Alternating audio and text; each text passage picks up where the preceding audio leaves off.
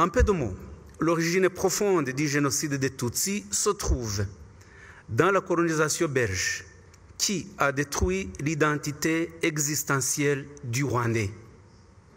Après, la Belgique a idéologisé des partis politiques rwandais, tels Parme Hutu et Aprosoma, qui ont poursuivi l'œuvre ravageur de la colonisation.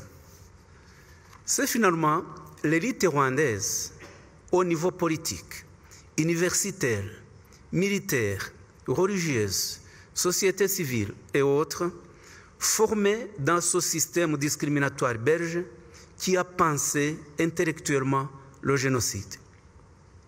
Nous estimons que cette conférence permettra particulièrement aux jeunes de comprendre le modus operandi de ce génocide qui a été un crime soigneusement conçu, élaboré et commis au nom d'une idéologie ethniciste et politique. Nous observons le négationnisme grandir en Europe, notamment en Belgique, où il se déroule impunément. En France, ce crime est réprimé sur instruction du parquet, comme on l'a vu en décembre 2024, avec la condamnation de Charles Onana pour le négationnisme du génocide des Tutsis.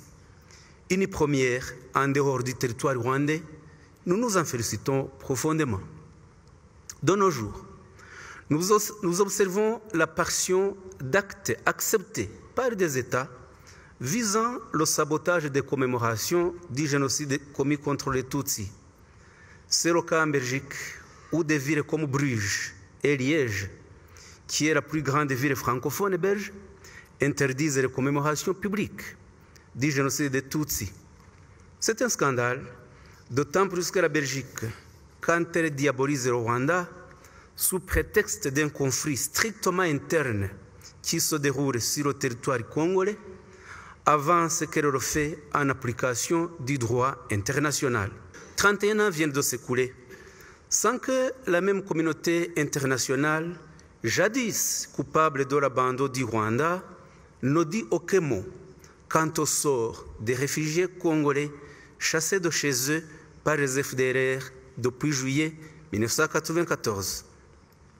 Plus de 900 000 réfugiés congolais, Tutsis, ont quitté leur pays, leur territoire, leur domicile et résident dans des camps au Rwanda, en Ouganda et dans différents pays à travers le monde. Les crimes qu'ils ont subis sont mondialement connus, mais restent impunis. Peut-on alors dire que le génocide des Tutsis a appris quelque chose à la communauté internationale?